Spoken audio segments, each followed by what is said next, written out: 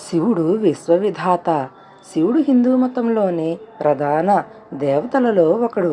త్రిమూర్తులలో వినాశకారణుడిగా పూజించబడతాడు. అయితే వినాశనం అనేది కేవలం పాత వస్తువులను తొలగించి కొత్త వస్తువులకు స్థలం కల్పించడం అని అర్థం అన్నమాట. శివుడు అనేక రూపాల్లో కనిపిస్తాడు. అందులో అతి ముఖ్యమైనటువంటి ప్రధాన రూపాలు ఏమిటంటే భోళాశంకరుడు.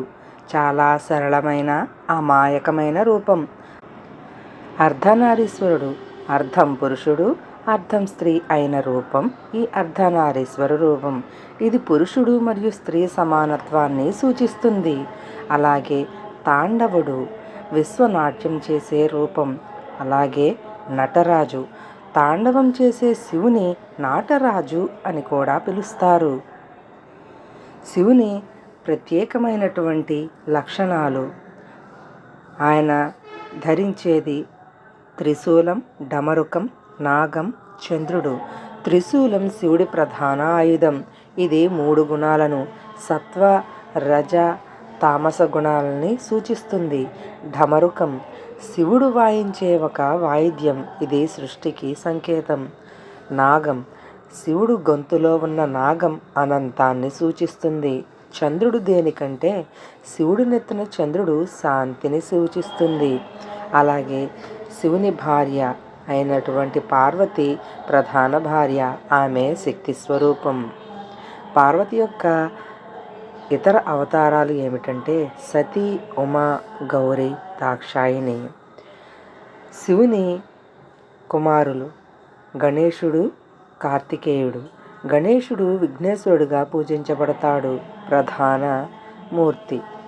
అలాగే కార్తికేయుడు యుద్ధదేవుడు. శివుడు ఎందుకు ప్రసిద్ధి? ఆయన విశ్వవిధాత, యోగి, కరుణామయుడు. శివుడు సృష్టి, స్థితి మరియు లయలకు కారణమైన దేవుడు. శివుడు అన్ని యోగాలకు మూలపురుషుడు. శివుడు తన భక్తులపై అపారమైన కరుణ చూపుతాడు. అసలు శివుణ్ణి ఎందుకు పూజించాలి? ఆయన దేనికి ప్రసిద్ధి అంటే ఆత్మ, అలాగే మోక్షం, సమస్యల నుండి నివారణ. శివుడు మన అంతరాత్మ అని ఖచ్చితంగా నమ్ముతాం. శివుడిని పూజించడం వల్ల మోక్షం లభిస్తుందని నమ్ముతాం. శివుడు అన్ని సమస్యలను నివారిస్తాడని కూడా నమ్ముతున్నాము. శివలీలలు అంటే శివుని వివిధ రూపాలు, ఆయన చేసిన అద్భుత కార్యాలు, ఆయన భక్తులపై చూపించిన కరుణ మొదలైన వాటిని సూచిస్తాయి. శివుడు అనంతమైన శక్తి, జ్ఞానం మరియు కరుణ స్వరూపుడు.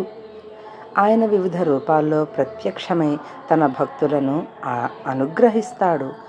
శివుని లీలల గురించి చెప్పాలంటే చాలా కాలం పడుతుంది. ఎందుకంటే ఆయన చేసిన అద్భుతాలు అనంతం. అందులో ఉన్నటువంటి కొన్ని లీలల గురించి ఉదాహరణలుగా మనం చెప్పుకుందాం. అదేమిటంటే తపస్సు చేసిన గణేశుడికి సిద్ధి కల్పించడం. అంటే పార్వతీదేవి తన శరీరంలోని నురుగుతో అలాగే నలుగుతో గణేశుడిని సృష్టించింది. ఒకసారి గణేశుడు తన తండ్రిని గుర్తించక పార్వతీదేవిని కలవడానికి వెళ్ళినప్పుడు శివుడిని అడ్డగించాడు. ఆ అడ్డగించినప్పుడు శివునికి వచ్చినటువంటి కోపం మూలాన శివుడు గణేశుడి తల నరికించాడు.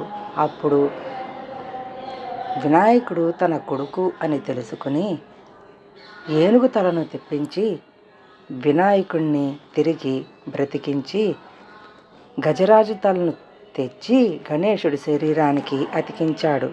అలాగే త్రిపుర సంహారం అంటే దేవతలను ఇబ్బంది పెట్టే త్రిపుర అసురులను శివుడు తన త్రిశూలంతో సంహరించాడు.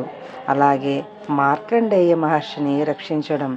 మరణదేవత యముడు మార్కండేయ మహర్షి ప్రాణం తీయటానికి వచ్చినప్పుడు శివుడు మార్కండేయ మహర్షిని రక్షించాడు.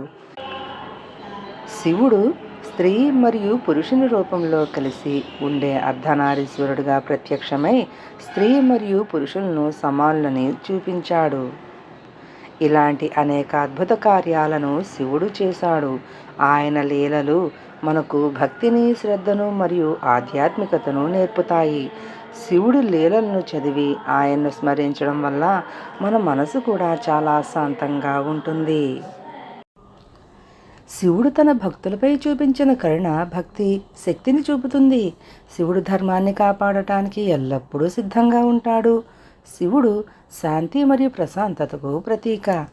శివుడు విశ్వరూపం. అతను సృష్టి, స్థితి మరియు లయలకు కారణం. శివుడి లీలలు మన జీవితంలో ఎదురయ్యే సమస్యలను ఎలా ఎదుర్కోవాలో నేర్పుతాయి. ఆయన కరుణ మరియు అనుగ్రహంపై విశ్వాసం ఉంచడం వల్ల మనం అన్ని సమస్యలను, కష్టాలను అధిగమించగలం.